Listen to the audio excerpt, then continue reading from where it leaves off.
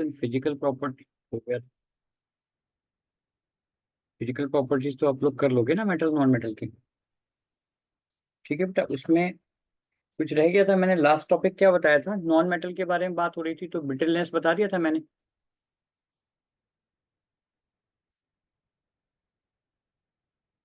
Brittleness के बारे में बता दिया था बेटा फिजिकल प्रॉपर्टीज में।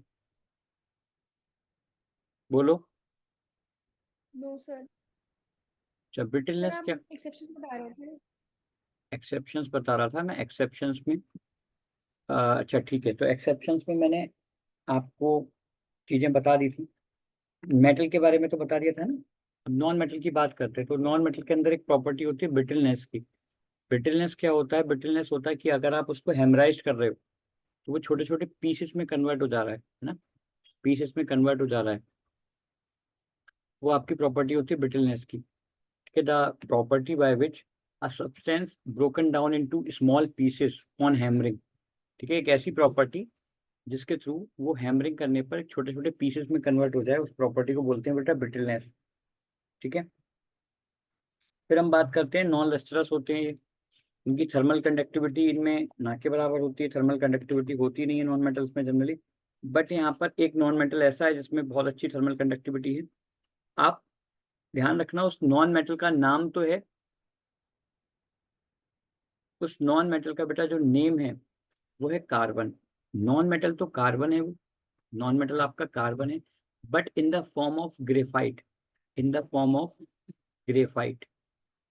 In the form of graphite, graphite की फॉर्म में है वो। ठीक है ना, ग्रेफाइट की फॉर्म में है बेटा। ग्रेफाइट एक तरीके से कार्बन का ही स्ट्रक्चर है, कार्बन की एलोट्रोपिक फॉर्म है। मैंने आपको बताया था, जैसे डायमंड हो गया, ग्रेफाइट हो गया, डायमंड हो गया, ग्रेफाइट हो गया, और एक होता है बल्की बॉल। बल्की बॉल का पूरा नाम होता है बकमिंस्टर फलरेन, वो भी आप पढ़ोगे। तो डायमंड, ग्रेफाइट, बल्की बॉल, ये ये तीन कार्बन के ही स्ट्रक्चर हैं, है कार्बन ही। लेकिन देखो, नॉन मेटल यानी कि पीरियोडिक टेबल में, जब आप केमिस्ट्री की पीरियोडिक टेबल देखते हो, उस टेबल में कार्बन ही आपको मिलेगा नॉन मेटल में। मतलब कार्बन ही होगा, ये तो होंगे नहीं कि डायमंड है, ग्रेफाइट है, इनका सिंबल थोड़ी ना होता है कोई। इनका सिंबल कार्बन का ही सिंबल प्रेजेंट होता है वहां पर, है ना। तो कार्बन की ये तीनों फॉर्म है। तो हमारा जो ग्रेफाइट है वो बहुत अच्छा कंडक्टर होता है इलेक्ट्रिसिटी का, और इसीलिए ग्रेफाइट का यूज किया जाता है इलेक्ट्रोड्स बनाने में। इलेक्ट्रोड बनाने में ग्रेफाइट का यूज होता है, बहुत अच्छा कंडक्टर होता है नॉन मेटल होते हुए भी। ठीक है,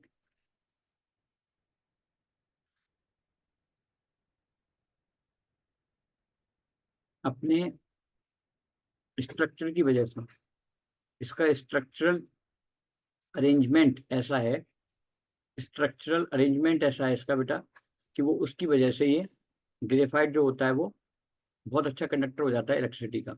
स्ट्रक्चरल अरेंजमेंट इसका पढ़ोगे आप फोर्थ चैप्टर में, कार्बन एंड कंपाउंड में। ठीक है, तो ये आपको समझना है। अब बात करते हैं हम फिजिकल स्टेट्स की। तो तीन स्टेट्स में नॉन मेटल मिलते हैं। फिजिकल स्टेट बता दी थी बेटा नॉन मेटल की, नहीं?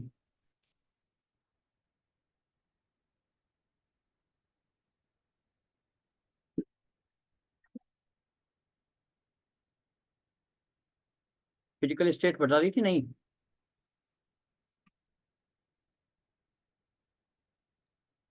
ये सर बता दी थी आपने। हाँ, फिजिकल स्टेट में सॉलिड, लिक्विड और गैस में मिलते हैं। सॉलिड में है आपके कार्बन हो गया, फास्फोरस हो गया, आयोडीन हो गया, सल्फर हो गया, ये सॉलिड नॉन मेटल्स हैं, है ना। आयोडीन हो गया, सल्फर हो गया, सॉलिड नॉन मेटल्स हैं बेटा। और लिक्विड में केवल एक नॉन मेटल है, ब्रोमीन। ठीक है, ब्रोमीन है। और बाकी सारे नॉन मेटल किसमें मिलते हैं, गैस फॉर्म में मिलते हैं, गैस की फॉर्म में मिलते हैं। ठीक है, तो ये नॉन नॉन मेटल्स होते हैं सारे के सारे।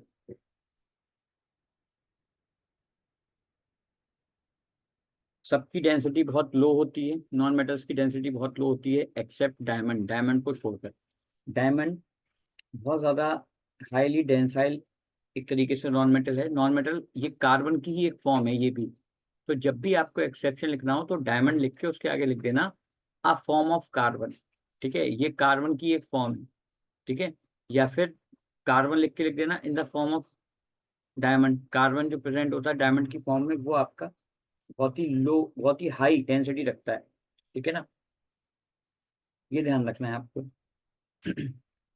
उसके बाद डायमंड का मेल्टिंग और बॉइलिंग पॉइंट भी बहुत हाई होता है, ग्रेफाइट का भी होता है मेल्टिंग बॉइलिंग पॉइंट हाई, और डायमंड का भी बहुत हाई होता है, अराउंड 3.5 के आसपास होता है, ठीक है, बहुत ज़्यादा हाई होता है। उसके बाद बाकी सारे नॉर्मेटल तो लो रखते हैं।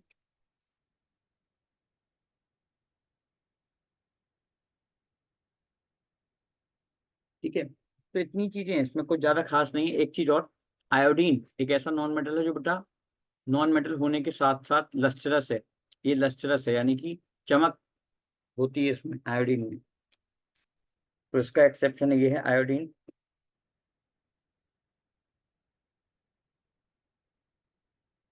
उसके बाद ग्रेफाइट भी हो जाएगा, ठीक है, ग्रेफाइट में पॉलिश की जा सकती है एक तरीके से, पेंसिल की अगर आप निब देखते हो तो हम ग्रेफाइट को लिख सकते हैं। देखो प्रायोरिटी हमें आयोडीन को देनी है, प्रायर नंबर पे तो बेटा आयोडीन होगा जो कि हमारा लस्ट्रस नहीं होता है, लस्ट्रस सॉरी लस्ट्रस होता है, बाकी सारे नॉन मेटल लस्ट्रस नहीं होते, मतलब चमक नहीं होती है नॉन मेटल्स में, लेकिन ग्रेफाइट में होती है और आयोडीन में होती है। लेकिन पहले नंबर पे अगर आपसे कोई पूछे तो आप आयोडीन लिखोगे, सेकंड नंबर पर ग्रेफाइट लिखोगे, ठीक है, ये आपको ध्यान रखना है।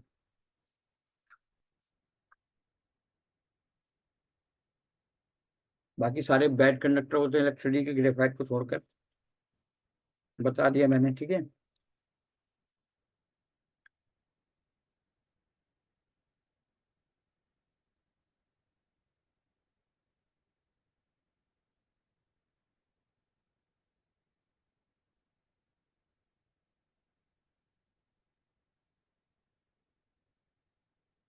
अब यहाँ पे कुछ पॉइंट हैं, वो पॉइंट और बता दूं, आपकी बुक में भी गिवन है, हालांकि वो पॉइंट आगे आ जाएंगे, लेकिन अभी अगर गिवन है तो मैं अभी बता दे रहा हूँ। पहला पॉइंट ये है, मैंने आपको बताया था गैलियम के बारे में कि आपकी बॉडी का टेम्परेचर होता है 37 डिग्री सेल्सियस। गैलियम या सेसियम, इन दोनों में से किसी को भी आप हाथ पे रखोगे तो वो मेल्ट होना स्टार्ट हो जाएगा by absorbing heat from your body, from your palm, आपकी हथेली से वो हीट को एब्जॉर्ब करेगा और वो मेल्ट होना स्टार्ट हो जाएगा बेटा। दूसरा, गोल्ड की मैं बात करूं, गोल्ड का सिंबल होता है AU, सिल्वर का सिंबल होता है AG, प्लेटिनम का सिंबल होता है PT, और कॉपर, कॉपर की अभी हम बात नहीं करेंगे, कॉपर को भी छोड़ देते हैं, लेकिन ये तीनों फ्री स्टेट में मिलते हैं। फ्री स्टेट का मतलब ये है कि इनमें इम्प्योरिटीज तो होती हैं जब ये मिलते हैं, लेकिन ये जनरली रिएक्शन नहीं करते, बहुत कम रिएक्टिव है, नॉन रिएक्ट ऑलमोस्ट ना, मतलब है रिएक्टिव लेकिन बहुत कम, ना के बराबर, बहुत देर में रिएक्शन होगी, कई महीनों कई सालों में रिएक्शन होगी, तो जनरली ये नेचर में हमें फ्री स्टेट में मिलते हैं। फ्री स्टेट का मतलब ये है कि अगर हम कहीं से हमें पता लगा कि गोल्ड किसी के सैंड के साथ में गोल्ड के कुछ पार्टिकल्स मिले हुए हैं तो उसको हम रिफाइन कर लेते हैं, यानी कि गोल्ड जो होगा, गोल्ड के जो पार्टिकल्स होंगे वो किसी सैंड वैंड के साथ में या किसी मतलब मिनरल जहाँ पे भी इसकी वो होगी वहां से निकलेंगे, तो डायरेक्ट निकलेंगे, मतलब वो किसी कंपाउंड की फॉर्म में नहीं होंगे। जैसे अगर मैं बात करूं आयरन की, तो आयरन अपनी इस वाली फॉर्म में प्रेजेंट होता है Fe2O3 में। ये एल्यूमिनियम की बात करूं, एल्यूमिनियम भी अपनी इस वाली फॉर्म में प्रेजेंट होता है Al2O3 में। तो इस कंडीशन में हमें इनको अलग करना होता है, सेपरेट करना होता है, ठीक है, सेपरेट करना होता है, एक्सट्रैक्शन करना होता है इनका, भी आप पढ़ोगे एक्सट्रैक्शन ऑफ मेटल्स, बेटा एक्सट्रैक्शन करना होता है हमें इनका। तो ये हम फ्री स्टेट नहीं होती है, ये वाली फ्री स्टेट होती है, जो ये नॉर्मल नेचुरल स्टेट में मिल रहे हैं फ्री स्टेट है। ये कंपाउंड की फॉर्म में है तो ये हम फ्री स्टेट नहीं बोलते हैं इसको, हम इसको कहते हैं कि ये कंबाइंड स्टेट में प्रेजेंट है। किस स्टेट में प्रेजेंट है? कंबाइंड स्टेट में प्रेजेंट है, ठीक है। चलो अब ये फिजिकल प्रॉपर्टीज हो गई मेटल्स की और नॉन मेटल्स की।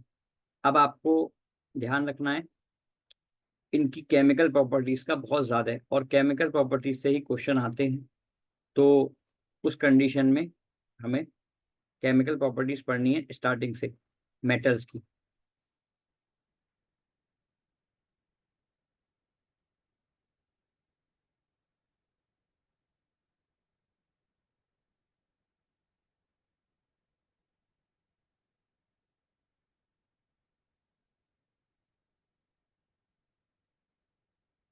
देखो बेटा,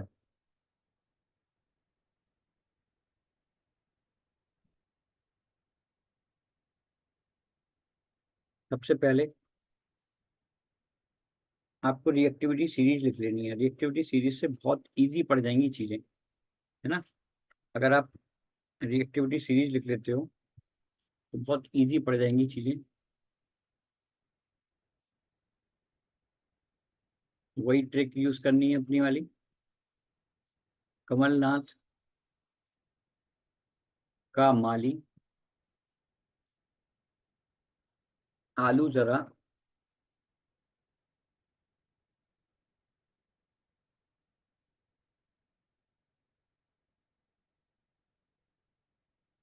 पी के पकाता है।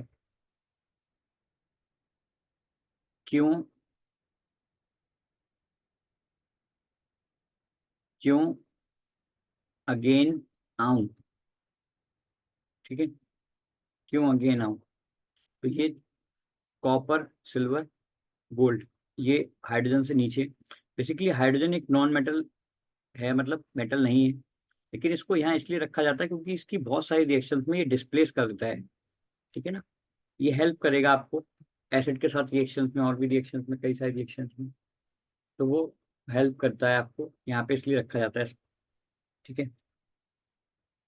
मेटल्स के पास प्रॉपर्टी होती है बेटा, इनके लास्ट ऑर्बिट में इलेक्ट्रॉन्स होते हैं, एक्स्ट्रा इलेक्ट्रॉन्स होते हैं, मतलब ये डोनेट करेंगे, उसके लिए डोनेशन के लिए रेडिली तैयार रहते हैं। आपको पता है सोडियम का एटॉमिक नंबर 11, तो 2,8,1 एक्स्ट्रा इलेक्ट्रॉन है। इसका कॉन्फ़िगरेशन 8 तक होना चाहिए, 9th क्लास में आपने पढ़ा है। मैग्नीशियम के पास 12, तो उसका इलेक्ट्रॉनिक कॉन्फ़िगरेशन 2,8,2 है ना। एल्यूमिनियम के पास 13, 2,8,3। इस तरीके से इनका इलेक्ट्रॉनिक कॉन्फ़िगरेशन होता है। आपको दिख रहा है एक्स्ट्रा इलेक्ट्रॉन है इनके अंदर, लास्ट में इनके पास कुछ एक्स्ट्रा इलेक्ट्रॉन्स हैं जिनको डोनेट करना चाहते हैं, 1, 2, 3। तो इनका जब इलेक्ट्रॉनिक कॉन्फ़िगरेशन होगा वो इस तरीके से होगा, ध्यान रखना 8 के बाद वहां पर एक्स्ट्रा इलेक्ट्रॉन बच रहा होगा। नॉन मेटल्स में क्या होता है, नॉन मेटल जैसे लाइक ऑक्सीजन ले लूँ मैं, तो 2,6 हो जाएगा वहां पर, उसको 2 इलेक्ट्रॉन की नीड होती है। फिर क्लोरीन की बात करूं तो 2,8,7, लास्ट में 1 इलेक्ट्रॉन की नीड है। तो ध्यान रखना अगर 4 से लेस देन है, 4 से लेस देन है अगर इलेक्ट्रॉन्स, ठीक है, लास्ट ऑर्बिट में, लास्ट ऑर्बिट के इलेक्ट्रॉन्स 4 से कम है, तो ये समझ लेना कि वो मेटल है। वो क्या है बेटा? मेटल। ये क्वेश्चन एक बार बोर्ड में आ चुका है, अभी आया था 2022 में, 22 में। लास्ट ऑर्बिट में अगर 4 से कम इलेक्ट्रॉन है तो वो मेटल हैं, सारे मेटल्स हैं। और अगर 4 से ज़्यादा इलेक्ट्रॉन है तो वो नॉन मेटल्स हैं। जैसे यहाँ पे दिख रहा है आपको 6 है, यहाँ पे दिख रहा है 7 है, नॉन मेटल्स हैं। ठीक है। लास्ट ये क्वेश्चन क्या आया था? क्वेश्चन आया था which of the following pair represent the group of metals. कौन सा पेयर ग्रुप ऑफ मेटल्स को रिप्रेजेंट कर रहा है, और उसमें इस तरीके से इलेक्ट्रॉनिक कॉन्फ़िगरेशन दिए हुए थे। ये दिया था, ये दिया था, नहीं नहीं, sorry sorry sorry, electronic configuration उसमें था which of the following group represent the metals and have last orbit electron. मतलब उसमें लास्ट ऑर्बिट के इलेक्ट्रॉन दिए हुए थे कि भाई मेटल के लास्ट ऑर्बिट में कितने इलेक्ट्रॉन हो सकते हैं। तो उसमें ऑप्शन था 3, 4, 5। ठीक है, 3, 4, 5, 1, 2, 3 ज़्यादा अप्रोप्रिएट ऑप्शन हमें चूज करना होता है, 1, 2, 3। और उसके बाद 5, 6, 7 इस तरीके से था। तो जाहिर सी बात है ये भी नॉन मेटल का है, ये भी नॉन मेटल का हो जाएगा क्योंकि इसमें 5 हो जाएंगे, एक नॉन मेटल आ जाएगा, लेकिन ये हो जाएगा आपका मेटल का। तो ये मेटल का कॉन्फ़िगरेशन होता है जिसमें आखिरी ऑर्बिट में या तो 1 इलेक्ट्रॉन या फिर 2 या फिर 3 इलेक्ट्रॉन प्रेजेंट हो सकते हैं। देखो यहाँ पे 1 है, यहाँ पे 2 है, यहाँ पे 3। ठीक है ना। तो ये हमारे मेटल्स होते हैं सारे के सारे, वो इलेक्ट्रॉन देने को रीडली तैयार रहते हैं, बिल्कुल। थोड़ी सी उनको एनर्जी मिल जाए वो इलेक्ट्रॉन लॉस कर देते हैं। उस एनर्जी को हम बोलते हैं आयनाइजेशन एनर्जी। आयनाइजेशन एनर्जी जो इलेक्ट्रॉन लॉस करने में इनकी हेल्प करती है। थोड़ी सी भी एनर्जी इनको मिल जाए, ये आयनाइज्ड हो जाएंगे, अपने आप को आयंस में कन्वर्ट कर लेंगे, तो इस एनर्जी को बोलते हैं आयनाइजेशन एनर्जी। ठीक है। अब हम बात करते हैं इसकी केमिकल प्रॉपर्टीज की बेटा। तो केमिकल प्रॉपर्टीज में हम देखेंगे सबसे पहले अच्छा कुछ एक चीज और कर लो, यहाँ पे मैंगनीज और लगा लो, है ना। मैंगनीज और होता है तो मैंगनीज के लिए ट्रिक में नहीं आएगा मैंगनीज, लेकिन फिर भी वो काम में आता है। तो यहाँ पर मैंगनीज लगा लिया आपने, एल्यूमिनियम और जिंक के बीच में लग जाएगा मैंगनीज आके, ठीक है। एल्यूमिनियम और जिंक के बीच में लग जाएगा मैंगनीज, और उसके बाद मरकरी और लगा लो इसमें, ठीक है। तो मरकरी लगेगी कॉपर और सिल्वर के बीच में यहाँ पर, Hg, और यहाँ पर लग जाएगा लिथियम। ये रिएक्टिविटी सीरीज आप लिख लो, इससे हटके बेटा कोई क्वेश्चन नहीं आएगा रिएक्टिविटी सीरीज का, ध्यान रखना। तो इसमें आपके में जनरली लिथियम, Hg और मैग्नीज की रिएक्शंस नहीं है, लेकिन मैग्नीज और Hg की तो एक जगह है, लिथियम की बिल्कुल नहीं है, ठीक है। लेकिन फिर भी मैंने लिथियम लिख दिया, क्योंकि लास्ट से लास्ट ईयर का क्वेश्चन आया था, लोएस्ट डेंसिटी तो लिथियम की होती है ना। तो ये तीन आप मेटल अपनी रिएक्टिविटी सीरीज में और ऐड कर लो, लिथियम, मैग्नीज और मरकरी। अब स्टार्ट करते हैं हम सोडियम पोटेशियम, और ऊपर से स्टार्ट करते हैं। तो आप देखोगे बेटा सबसे पहले रिएक्शन है इनकी बर्न्ट इन एयर, इनको हम एयर से रिएक्शन करा रहे हैं, बट बेसिकली इनकी ऑक्सीजन के साथ रिएक्शन करा रहे हैं। ठीक, किससे रिएक्शन करा रहे हैं? ऑक्सीजन के साथ। तो हम यहाँ लिखेंगे reaction with, reaction with O2, oxygen के साथ रिएक्शन हो रही है, रिएक्शन विद O2, ऑक्सीजन के साथ रिएक्शन, ठीक है। ऑक्सीजन के साथ रिएक्शन में क्या हो रहा है बेटा, मैं वापस उसी पेज पर आऊंगा।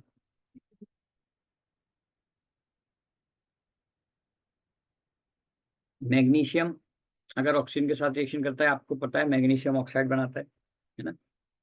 तो बहुत सिंपल सी रिएक्शन है, बहुत सिंपल सी कॉमन रिएक्शन आप लिख लो, कॉमन स्टेटमेंट लिख लो।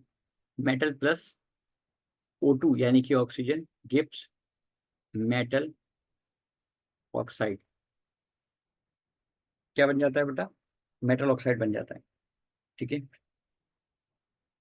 मेटल ऑक्साइड बन जाएगा, कहाँ तक बनेगा ये मैं आपको बता दूं। सबसे पहले तो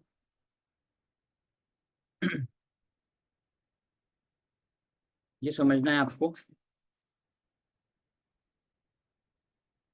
कि जो ये वाले मेटल होते हैं बेटा, पोटेशियम, सोडियम, लिथियम, अरे लिथियम, कैल्शियम, ये थोड़े हाई रिएक्टिव है। उसमें सबसे ज्यादा हाई रिएक्टिव तो पता ही है आपको, ऊपर वाले दोनों है ना, ऊपर वाले दोनों है। तो ये हाई रिएक्टिव है। ये क्या करते हैं, मेटल ऑक्साइड तो बनाएंगे,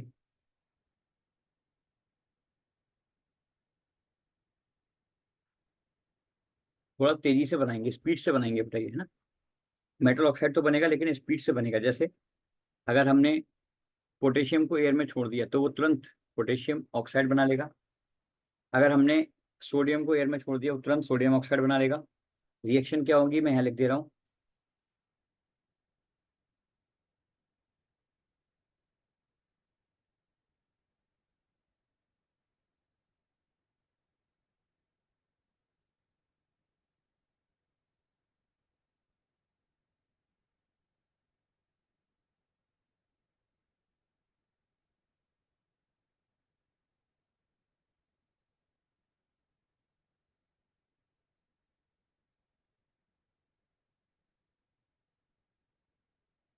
देखो रिएक्शन क्या हो जाएंगी, K+O2, K2O बनेगा, ठीक है। K2O पता है आपको, पोटेशियम की वैलेंसी 1, ऑक्साइड की वैलेंसी 2, क्रॉस मल्टीप्लाई, तो पोटेशियम ऑक्साइड का सिंबल K2। बैलेंस करने के लिए यहाँ 2 और 2 लगा दो, यहाँ पे 2 और 2 4 हो गए, नहीं 4, यहाँ पे 4 आएगा,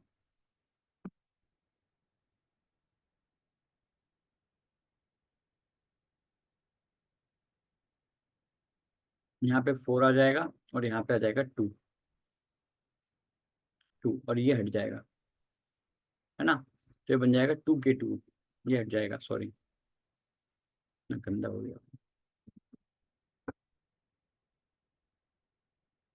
तो 2K2O हो जाएगा बेटा यहाँ पे। सेम ऐसे ही 4Na+O2, सेम बिल्कुल ऐसे ही O2, क्योंकि Na और पोटेशियम की वैलेंसी सेम होती है। तो 2Na2O बन जाएगा, यानी कि नाइट सोडियम ऑक्साइड बन जाएगा। क्या बन जाएगा? Sodium oxide. ध्यान रखना है।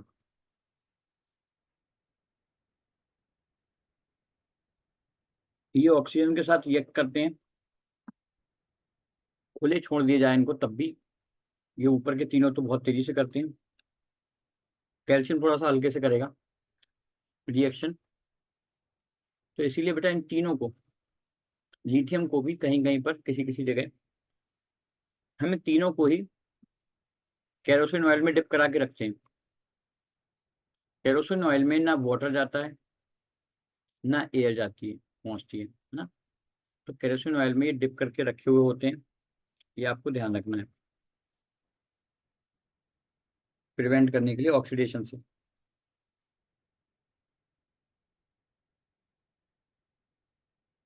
उसके बाद मैं बात करूं बेटा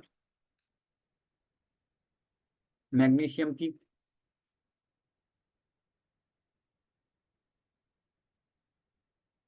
ये रूम टेम्परेचर पे बहुत हल्के हल्के रिएक्ट करेगा। आपने देखा होगा मैग्नीशियम रिबन रखा हुआ होता है लैब में, तो उसके ऊपर मैग्नीशियम ऑक्साइड की एक लेयर आ जाती है। तो उस रिएक्शन को, बहुत स्लो रिएक्शन है, स्लो प्रोसेस है, तो ये रीडली जनरली तैयार नहीं होता है रिएक्ट करने के लिए। मतलब हम मैग्नीशियम का रिबन लेके आए नया और उसको हमने फिर तुरंत रूम में निकाल दिया तो वहां पे आप सोचो कि रिएक्शन हो जाएगी, वैसा नहीं होता है इसके साथ। इसको हमें हीट करना पड़ता है। क्या करना पड़ता है? हीट करना पड़ता है। आपने देखा है लैब में मैग्नीशियम रिबन को कई बार जलाया है मैंने, ठीक है, 9th में भी आई थिंक जला के दिखाया था आप लोगों को। तो मैग्नीशियम रिबन को कई बार बर्न किया है। तो मैग्नीशियम को हम ऑक्सीजन की प्रेजेंस में बर्न जब करते हैं, थोड़ा सा हीट देते हैं बेसिकली, उस कंडीशन में ये इंटेंस लाइट, बहुत ज्यादा वाइट ब्राइट लाइट देता है और हीट होके कन्वर्ट हो जाता है किसमें? मैग्नीशियम ऑक्साइड में। आपने लैब में कई बार देखा होगा, ठीक है। कॉम्बिनेशन रिएक्शन होती है वहां पर, Mg+O2 गिव्स 2 MgO। मतलब यहाँ पे हम 2 लगा देंगे इसके आगे और यहाँ पर 2 लगा देंगे, ठीक है बेटा। आयरन भी हमारा बहुत ज़्यादा स्ट्रॉन्ग हीटिंग करने पर भी वो नहीं होता है, लेकिन एक कंडीशन होती है जिस कंडीशन में आयरन ऑक्सीडाइज हो जाता है, ठीक है। देखो आयरन जनरली ऑक्सीजन के साथ रिएक्शन नहीं करेगा, इवन आप थोड़ा सा उसको स्ट्रॉन्ग भी हीट कर लो तब भी नहीं करेगा, है ना। तो वो होता क्या है? मॉइस्ट एयर में, मॉइस्ट एयर का मतलब है हल्का सा मॉइस्चर उसे मिल जाए, अगर मॉइस्चर मिल जाए एयर के साथ।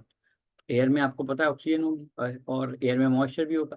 तो अगर कोई उसे मॉइस्ट एयर मिल जाए थोड़ी सी भी, तो मॉइस्ट एयर के साथ आयरन रिएक्शन कर लेता है। अच्छा, एल्यूमिनियम की मैं बात करूं तो एल्यूमिनियम भी जैसे मैग्नीशियम है इसी तरीके से एल्यूमिनियम है। थोड़ा सा ज़्यादा देर तक उसको बर्न करना पड़ेगा हमें एल्यूमिनियम को। देखो ये जो मेटल रह गए आपके सारे के सारे, ये वाले एल्यूमिनियम, जिंक, मैंगनीज, इनको थोड़ा हमें ज़्यादा देर तक बर्न करना पड़ेगा, बहुत ज़्यादा देर तक, तब जाके ये रिएक्शन करेंगे, अदरवाइज रिएक्शन नहीं करेंगे, ठीक है। तो इस कंडीशन में होता है। गोल्ड और प्लेटिनम तो बिल्कुल ही रिएक्शन नहीं करते हैं ऑक्सीजन के साथ, ठीक है। बहुत लंबा टाइम है, बहुत लंबा। और एयर में और दूसरे तरीके की गैसेस होती हैं जो उनको रिएक्शन करवाती हैं, वो मैं आपको पढ़ाऊंगा, कोरोजन पढ़ाऊंगा इसमें लास्ट में है, तब मैं आपको बता दूंगा गोल्ड और सिल्वर के बारे में। लेकिन जनरली वो आप ये सोचना है कि रूम टेम्परेचर पर वो ऑक्सीजन के साथ रिएक्शन नहीं करेंगे। और हम वैसे भी जो रिएक्शन हम कंसीडर करते हैं रिएक्शन, ठीक है, हम अभी जो कंसीडर कर रहे हैं, अभी आप 10th क्लास में हो, तो अभी आप जो रिएक्शंस पढ़ते हो वो पढ़ रहे हो कि रेडली मतलब तुरंत हो रही है, थोड़ी बहुत हीट दे दी तो हो गई, या वैसे हो गई। तो जो रिएक्शन, जो प्रोसेस अराउंड 1 महीना, 2 महीना, 4 महीने, 6 महीने में हो रहे हैं, उन प्रोसेस में भी होती रिएक्शन ही है, केमिकल रिएक्शन नहीं होती, लेकिन उन्हें आप अभी कंसिडर नहीं कर रहे हैं ना, उन्हें हम कंसिडर नहीं कर रहे हैं। कुछ ही चीज़ें हैं जिन्हें हम कंसिडर कर रहे हैं, जो 1 आध घंटे मैक्सिमम आधे घंटे इस तरीके से हो जाए, उनको हम कंसिडर कर लेते हैं एज अ रिएक्शन अभी 10th क्लास के लेवल पे, है ना। बाकी जो लंबा प्रोसेस है जैसे गोल्ड है, होता गोल्ड भी 1 करोड़, थोड़ा बहुत उस पर कालापन आ जाता है, सिल्वर पे भी आ जाता है, आपने देखा होगा, लेकिन अभी हम उसको कंसिडर नहीं करेंगे रिएक्शन में।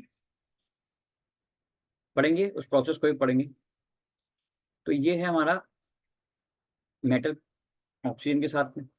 इसमें अगर आयरन को हम मॉइस्ट एयर के साथ, अच्छा मैंने लिख लिया था उस पेज पे, 1 मिनट, ये आयरन को अगर हम मॉइस्ट एयर के साथ रिएक्शन कराते हैं, मॉइस्चर में थोड़े बहुत मॉलिक्यूल्स वाटर के होंगे इसीलिए वो मॉइस्चर है उसमें, है ना। तो अगर उसकी रिएक्शन वाटर के मॉलिक्यूल्स के साथ हो जाए और ऑक्सीजन के साथ हो जाए, इस कंडीशन में फॉर्म होता है Fe3O4.XH2O। एक्स का मतलब यहाँ पर जितने भी मॉलिक्यूल्स वहाँ वाटर के प्रेजेंट होंगे, यहाँ मान लो 2 हैं तो 2 हो जाएगा, वहाँ पर 4 है तो 4 हो जाएगा।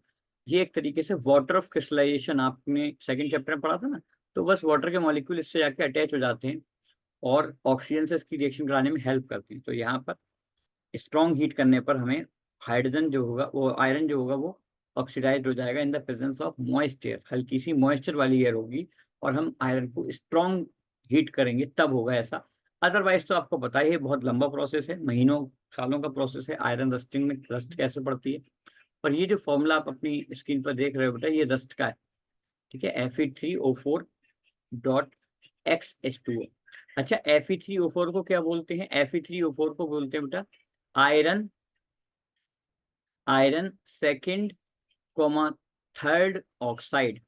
Iron second comma third oxide दोनों को कंबाइन करके हम आयरन Fe3O4 लिखते हैं और उसको यही बोलते हैं। देखो, FeO FeO ये है आपका फेरस ऑक्साइड, और Fe2O3 ये है आपका फेरिक ऑक्साइड। दोनों कंबाइन हो जाते हैं। यहाँ पे आपको पता है वैलेंसी 2 है, यहाँ पे वैलेंसी कितनी है? 2 है, क्योंकि ऑक्सीजन की, ऑक्साइड की वैलेंसी भी 2 होती है। Fe की वैलेंसी 2, ऑक्साइड की 2, क्रॉस मल्टीप्लाई किया हमने, है ना, 2 से 2 कैंसिल आउट हो गया, 2 1 जा 2, 2 1 जा 2, क्या आ गया? FeO। क्या आ गया बेटा? FeO। तो ये है फेरक, फेरस, और ये है फेरिक। यहाँ पे इसकी वैलेंसी होती है 3, यहाँ पे इसकी वैलेंसी होती है 2। ये इससे क्रॉस मल्टीप्लाई, इससे क्रॉस मल्टीप्लाई, तो 3 इधर आ जाएगा O पे, और Fe पे क्या जाएगा? 2। Fe2O3 बन जाता है। अब इन दोनों को अगर हम कंबाइन कर दें, मतलब Fe2O3 को और FeO को कंबाइन कर दें, तो देखो कितने Fe बनेंगे एक मॉलिक्यूल में? 3 तो Fe हो गए, Fe हो गए बेटा 3, और O हो गए 4, O हो गए 4।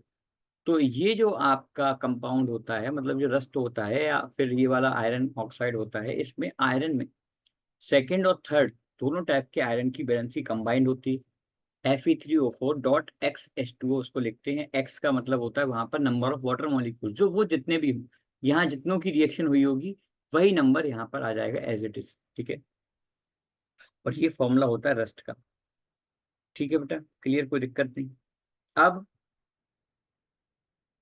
यहाँ पर हम बात करें लास्ट में कॉपर की। कॉपर को हमें हीट करना पड़ता है बहुत ज़्यादा, बहुत बहुत बहुत ज़्यादा, यानी कि इसको आप बोल सकते हैं कि strong heating, on strong heating copper reacts, on very strong heating लिखोगे आप, कॉपर रिएक्ट्स विद ऑक्सीजन। बहुत ज़्यादा स्ट्रॉन्ग हीटिंग पे कॉपर रिएक्ट करता है, अदरवाइज वो नॉर्मल हीटिंग पे कॉपर भी रिएक्ट नहीं करेगा ऑक्सीजन के साथ में, ठीक है। और बना लेता है वहां पर कॉपर ऑक्साइड, ब्लैक कलर का सब्सटेंस बना लेता है।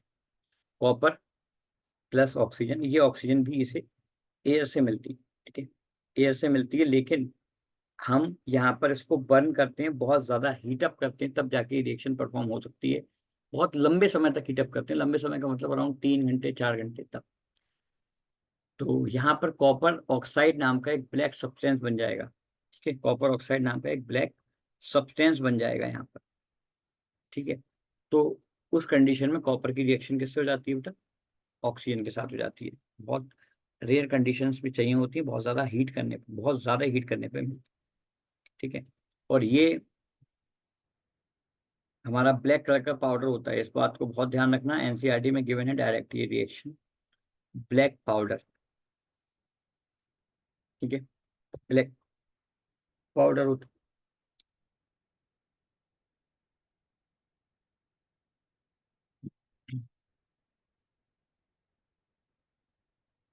अच्छा, एक चीज और,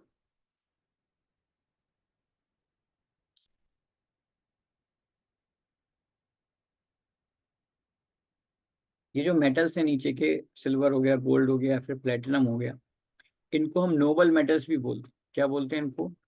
नोबल मेटल्स, ठीक है, नोबल मेटल्स भी बोलते हैं इनको, नोबल मेटल्स। नोबल मेटल्स में सिल्वर आ जाएगा, गोल्ड आ जाएगा, प्लेटिनम आ जाएगा। ये they do not react with oxygen, so they are called noble metals. Oxygen के साथ रिएक्शन नहीं करते हैं तो वो नोबल मेटल कहलाते हैं। एक बात और बेटा, जिंक हो गया, एल्यूमिनियम हो गया, कॉपर हो गया, मैग्नीशियम हो गया, लेड हो गया, ये कुछ इस तरीके के मेटल हैं जो ऑक्सीजन के साथ रिएक्शन रिएक्शन करेंगे, थोड़ा लॉन्ग टाइम में करेंगे, मतलब जो भी इनमें से लॉन्ग टाइम में करने वाला होगा वो लॉन्ग में करेगा। मान लो जैसे लेड है, थोड़ा देर में करेगा, है ना। तो उस कंडीशन में क्या होता है कि जो रिएक्शन जो रिएक्शन यहाँ हो जाती है मैग्नीशियम की, जिंक की, एल्यूमिनियम की, ये ऑक्सीजन के साथ रिएक्शन कर लेते हैं। ऑक्सीजन के साथ रिएक्शन करने के बाद इनके ऊपर एक ऑक्साइड की लेयर आ जाती है। ठीक है, आपने मैग्नीशियम रिबन की लेयर के बारे में पहले पढ़ा होगा, मतलब फर्स्ट चैप्टर में, है ना। तो मैग्नीशियम के ऊपर लेयर आ जाती है ऑक्साइड की, वो उनको फर्दर कोरोजन से रोकती है, फर्दर ऑक्सीडेशन से रोकती है। ऑक्सीजन उसके बाद डायरेक्ट मैग्नीशियम के कांटेक्ट में नहीं आ पाती, जिसकी वजह से मैग्नीशियम को हम इजीली ऑक्साइड में कन्वर्ट नहीं कर सकते हैं। ठीक है, तो वो कवर कर लेते हैं एक लेयर को अपने ऊपर ऊपर नेचुरली, ये लेयर इन पे आ जाती है। अब यहाँ बात होती है मेटेलिक जो ऑक्साइड जो बन रहे हैं जितने भी, उन ऑक्साइड में कैसा नेचर होता है। ठीक है, उन ऑक्साइड्स में कैसा नेचर होता है। तो मैंने आपको सेकंड चैप्टर में ही बताया था कि जितने भी मेटल के ऑक्साइड होते हैं, मेटेलिक ऑक्साइड होते हैं, मेटेलिक ऑक्साइड्स होते हैं, उनका नेचर बेसिक होता है। कैसा नेचर होता है बेटा? बेसिक नेचर होता है। ठीक है, ये बेसिक नेचर कैसे पता लगता है? जब हम मेटेलिक ऑक्साइड ले लिया हमने, जैसे सपोज दैट हमने ले लिया बेटा MgO, MgO, इसको हम जैसे ही वाटर में डिसॉल्व कराएंगे, वाटर बना देगा MgOH होल ट्वाइस, यानी कि मैग्नीशियम हाइड्रोक्साइड। और ये है आपका एक बेसिक नेचर का ऑक्साइड। मेटेलिक ऑक्साइड बना हुआ है। मेटल का ऑक्साइड क्यों बना हुआ है आपको पता है? मेटल यानी कि हमने यहाँ पर लिया हुआ है मैग्नीशियम, और मैग्नीशियम के साथ बेटा जो ऑक्सीजन की रिएक्शन हो रही है, तो वो बन गया मेटेलिक ऑक्साइड। और अगर हम मेटेलिक ऑक्साइड का हमें नेचर पता करना है, तो हम कैसे पता करेंगे कि भाई हमने उसको वाटर में ऐड कर दिया, वाटर में ऐड करने पर वो बेस में कन्वर्ट हो गया मैग्नीशियम हाइड्रोक्साइड में। और आपको पता है आयंस रिलीज होते हैं, तो वाटर सॉल्युबल बेस है ये, तो आयंस को रिलीज करेंगे। तो मेटेलिक ऑक्साइड का नेचर जो होता है वो बेसिक होता है नेचर। ठीक है, यहाँ पे दो ऑक्साइड की मैं बात नहीं करूंगा, ध्यान रखना, दो ऑक्साइड की बात मैं नहीं करूंगा। वो दो ऑक्साइड कौन कौन से हैं? जनरली सारे ऑक्साइड बेसिक होते हैं नेचर, लेकिन वो दो ऑक्साइड बेसिक नहीं है नेचर में, वो एम्फोटेरिक हैं। वो कैसे ऑक्साइड्स हैं बेटा? एम्फोटेरिक, बहुत इंपॉर्टेंट है, ध्यान रखना है टॉपिक, ये question. Amphoteric oxides, amphoteric oxides हैं, दे आर एम्फोटेरिक ऑक्साइड्स, वो एम्फोटेरिक ऑक्साइड्स होते हैं। एम्फोटेरिक ऑक्साइड्स कौन कौन से होते हैं मैं आपको बता दूं। एक तो एल्यूमिनियम से बनने वाला ऑक्साइड Al2O3। ठीक है, Al2O3 एल्यूमिनियम से बनने वाला ऑक्साइड, ये भी आपका कैसा ऑक्साइड है बेटा? एम्फोटेरिक। उसके साथ साथ ZnO, उसके बाद क्या है? ZnO, ZnO भी कैसा है आपका? Amphoteric oxide. एम्फोटेरिक ऑक्साइड्स क्या होते हैं ये मैं आपको बता दूं। देखो ये नेचर इनका जो है, ये जो बेटा अभी आपने फॉर्म करे हैं, ये मेटेलिक ऑक्साइड जो फॉर्म करे हैं, इनका नेचर बेसिक है। भाई अगर हम यहाँ पे कैल्शियम हाइड्रोक्साइड लिख दें, यानी कि कैल्शियम ऑक्साइड की रिएक्शन, कैल्शियम ऑक्साइड की रिएक्शन वाटर से करा दूं, तो उस कंडीशन में क्या बन जाएगा बेटा? चूने को आपने वाटर में मिलाया है, पहले चैप्टर में भी रिएक्शन पड़ी है, तो यहाँ पे बन जाता है स्लेक्ड लाइम, यानी कि lime water, CaOH whole twice. क्या बनता है? CaOH whole twice. तो ये भी आपका बेसिक है नेचर में। ठीक है, ये भी बेसिक है, ये भी बेसिक है, दोनों बेसिक है। और ये बन तो भी बेस गए ना। आप देखो बेटा इनके पास हाइड्रोक्साइड आयन आ गया, इनके पास भी हाइड्रोक्साइड आयन हो, ये खुद बेस बन गए आपके, है ना, खुद ये बेस बन गए। तो ऐसे ऑक्साइड जो बेसिक नेचर शो कर रहे हैं वो तो नॉर्मल है ही। मतलब बेसिक नेचर आप कैसे पता करोगे? किसी भी ऑक्साइड का बेसिक नेचर पता करना हो तो उसकी रिएक्शन आप करा दोगे एसिड से। रिएक्शन किससे करा दोगे? एसिड से करा दो। ठीक है,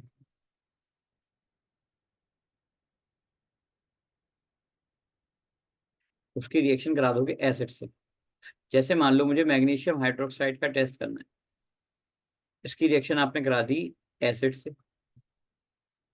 ठीक है, एसिड से करा दिया आपने।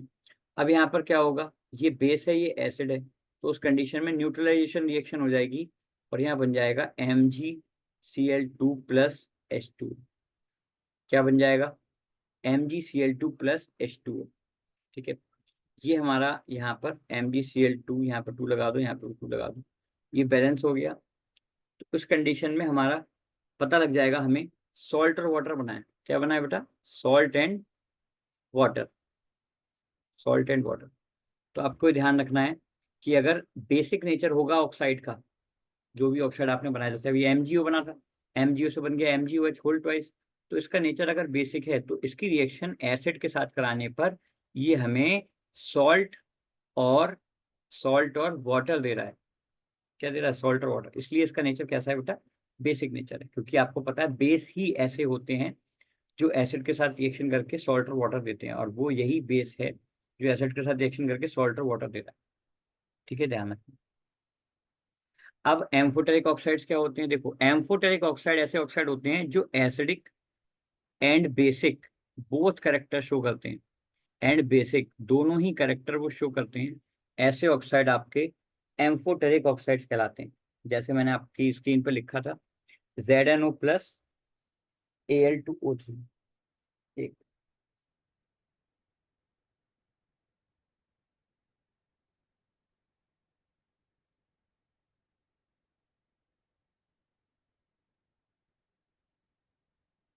चलो देखो, तो एसिडिक एंड बेसिक दोनों नेचर शो करते हैं, वो ऑक्साइड कहलाते हैं एम्फोटेरिक ऑक्साइड। तो amphoteric oxides are the oxide which show acidic and basic both characters, दोनों कैरेक्टर शो करते हैं। एक्सप्लेन विद एग्जांपल, इसके साथ एग्जांपल भी आ जाए तो आप उसको कैसे एक्सप्लेन करोगे, ध्यान से समझो। सबसे पहले आपको लेना है ZnO का एग्जांपल। ZnO की रिएक्शन पहले एक बार करानी है एसिड से। पहले एक बार कैसे करानी है बेटा? एसिड से, HCl से। तो ये है आपका, मतलब एम्फोटेरिक है ये यहाँ पर एसिडिक नेचर भी शो कर सकता है और बेसिक नेचर भी शो कर सकता है। तो आपको पता है इसकी रिएक्शन किससे हुई है? एसिड से। तो अब ये यहाँ पर बेसिक नेचर शो करेगा। कैसे? ये बनाएगा ZnCl2 प्लस H2O। क्या बना लेगा? ZnCl2 plus H2O। ये मैं आ गया, यहाँ सॉल्ट बन गया और वाटर बन गया, सॉल्ट बन गया और क्या बन गया? वाटर। इस रिएक्शन से ये पता लग रहा है कि ZnO का जो नेचर है वो बेसिक है। कैसा नेचर है? बेसिक है। ठीक है। लेकिन अब ZnO की दूसरी रिएक्शन, ZnO की रिएक्शन NaOH के साथ में, सोडियम हाइड्रोक्साइड के साथ में। ठीक है, सोडियम हाइड्रोक्साइड के जब साथ में करेंगे ZnO की रिएक्शन, ये बेस है, ये क्या है? बेस। तो उस कंडीशन में भी सॉल्ट और वाटर बनेगा। अगर ये एसिड करेक्टर शो कर रहा है ZnO, उस कंडीशन में क्या बनना चाहिए? सॉल्ट एंड वाटर बनना चाहिए। तो यहाँ पर जो सॉल्ट बनता है बेटा, उसका नाम ध्यान रखना है आपको, बहुत इंपॉर्टेंट है। मेटल में भी आपने बनाया था, जब मेटल की रिएक्शन कर रहे थे आप एसिड से, तो भी बनाया था, बेस से कर रहे थे sorry. NaZnO2, NaZnO2, sodium zincate. ठीक है, ये सॉल्ट बन जाता है, प्लस वाटर, H2O, वाटर निकल जाएगा, वाटर बन जाएगा। तो इस कंडीशन में क्या बना? Salt and water, salt and water. देखो, पहली वाली कंडीशन में भी सॉल्ट एंड वाटर बना, यानी कि एसिड के साथ में बेसिक नेचर शो हो रहा था ZnO का, तो ये भी आपका सॉल्ट एंड वाटर बना। यहाँ बेसिक के साथ में एसिडिक नेचर शो हो रहा है ZnO का, तो यहाँ पे भी सॉल्ट और वाटर बना। तो ये क्या बात? ये बात ये है कि ये दोनों ऑक्साइड कहलाते हैं एम्फोटेरिक, मतलब ये ऑक्साइड है आपका एम्फोटेरिक।